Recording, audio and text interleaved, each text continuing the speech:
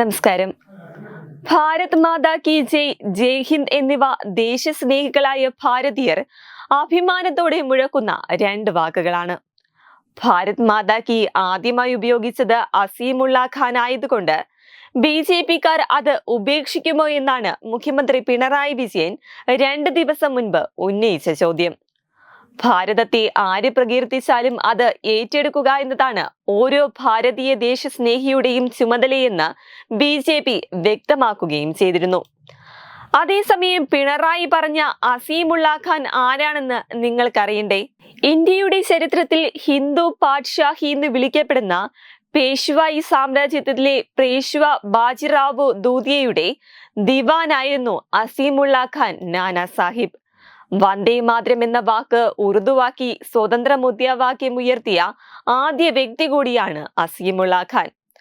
1857-ലെ ഒന്നാം സ്വാതന്ത്ര്യ സമരത്തിലെ തന്ത്രജ്ഞൻ എന്ന നിലയിൽ പ്രശസ്തനായ അസീമുള്ള ഖാൻ ഉത്തർപ്രദേശിലാണ് ജനിച്ചത്.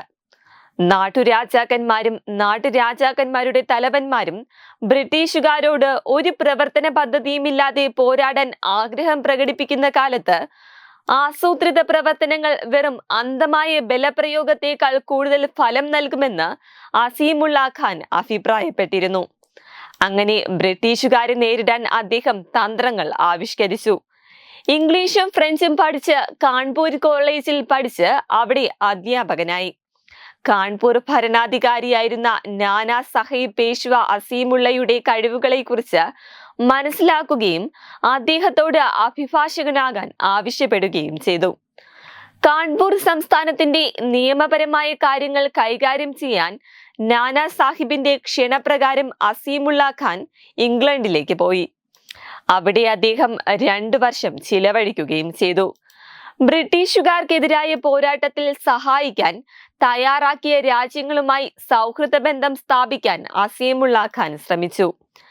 ഇന്ത്യയിൽ തിരിച്ചെത്തിയ ശേഷം അദ്ദേഹം നാനാ സാഹിബുമായി തന്റെ ചിന്തകൾ പങ്കുവയ്ക്കുകയും 1857-ലെ കലാപത്തിന് പിന്തുണ നേടുന്നതിനായി തദ്ദേശീയരായ ഭരണാധികാരികൾക്ക് കത്തുകൾ എഴുതുകയും ചെയ്തു.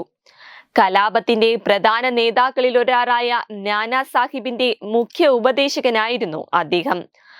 1859-ന്റെ അവസാനത്തിൽ കലാപം അടിച്ചമർത്തപ്പെട്ടതിനെ തുടർന്ന് നേപ്പാളിലെ ടെറായിൽ നിന്നും പലായനം ചെയ്യുന്നതിനിടെ പനി ബാധിച്ച് അസീമുള്ള ഖാൻ മരണപ്പെടുകയായിരുന്നു. ഇതാണ് പിണറായി വിജയൻ പറഞ്ഞ അസീമുള്ള ഖാന്റെ ചരിത്രം. Web desk Tatwamayi news.